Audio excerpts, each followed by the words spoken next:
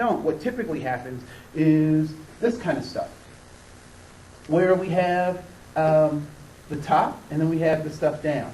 And the people at the bottom typically don't have a lot of, or don't feel that they have a lot of responsibility for what the top does. And then the top takes all the responsibility and puts it on themselves. And you can tell that you're in a top-down situation when you hear people say, "Are you coming to my meeting?" Right? Are you, my door is always open.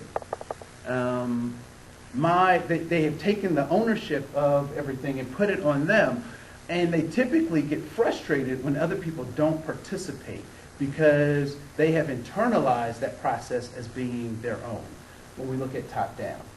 And what I'd like to suggest partially for today is that we look at kind of a flat and round organization. Instead of having hierarchical pieces, that we actually kind of squish that down and then we spread some of the assignments around the group and around the room. All right?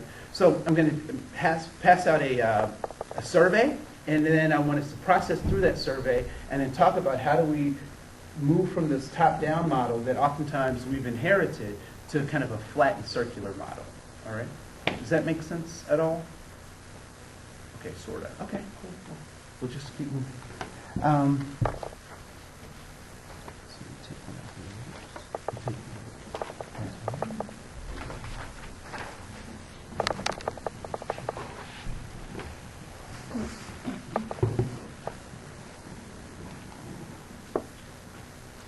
So there is a front and a back, and there are 25 questions. And I just want you to, the answers will be for you to, you don't necessarily have to share those answers, and I'll get the door.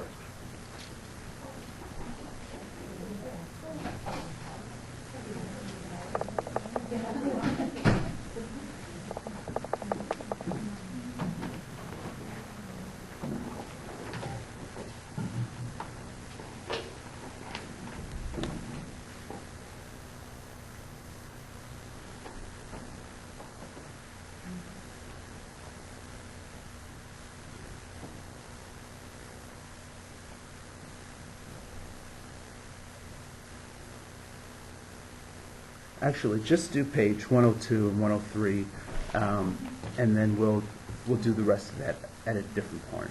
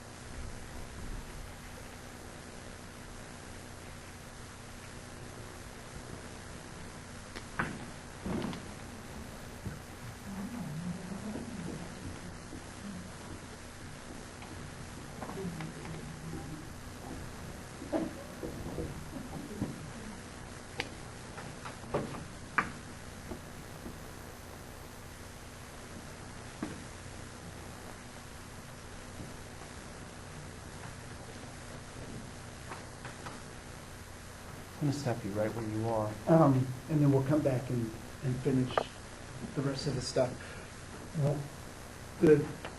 On page 102, one of the first comments is, "Oh no, not another meeting."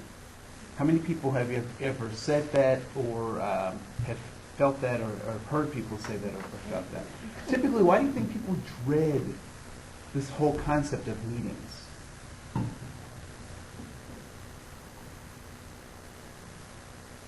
Not always feel feel like the best use of your time, or you're not taking enough out of it.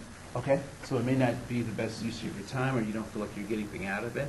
You feel like you're rehashing the same thing over and over. You feel like you're rehashing the same thing over and over again. You're too busy.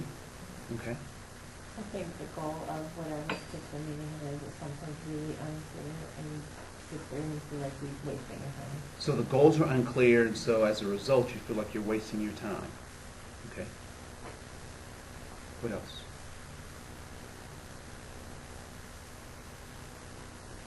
I mean, those are really key. I mean, those are core pieces that you just mentioned. Is there anything else? I think maybe sometimes people don't participate because they don't feel like their voice is being heard, and even though people heard participation, it's like, why am I going to like try and saying this again because you don't listen.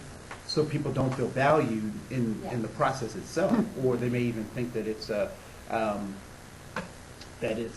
you're just going through the motions anyway, right? Yeah. One of the things that I would encourage us to think about is that part of what gives us frustration is when we have this off-purpose behavior, when it's not really clear what we're supposed to be getting out of a situation or why we're even doing it. I hate getting gas. I hate it. What? So I'm not alone. Okay. Right? Why do I hate getting gas? You're talking about the price? Yeah, I'm talking about gasoline. I'm talking about gasoline. I knew there was going to be one. That's why you were in Hawaii. Right? But why do I? And I also and this is real personal. I also hold my pee to the last minute. Right? So you'll see. I'll be the. Woo! All right. Okay. Let's go. Why do you think I do that? I mean, it's a personality thing, but what do you think is going on for me around that? It takes time. It takes time, right? I could be doing other things, but this is one of the things that I have to do, right? I have to get gas. It's an extra 15 minutes out of whatever I'm doing, but I got to do it, right? Just like with our loved ones and our spouses or our partners, we have to invest that time in that person, or what? We lose them, right? We lose them, and maybe not physically, but emotionally, we might lose those connections. And so, oftentimes, I think we don't think about teams as a living organism, as a thing that we really have to take care of.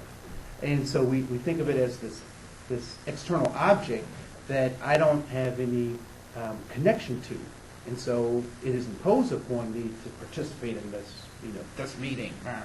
Well, one of the things that helps with that is changing it from a top-down to a real circular kind of flat meeting structure where everybody has responsibility for the agenda, for the information, for the convening, and all that kind of stuff. So typically, people don't. Okay, so here's the story. How many of you have children? Okay, cool. So I don't have children, but I'm an expert. People who don't have children typically are experts at. Yeah. Anyway, so this is a story that people have told me, and you tell me if this story is true, or what about this story is correct. That if there's a two-parent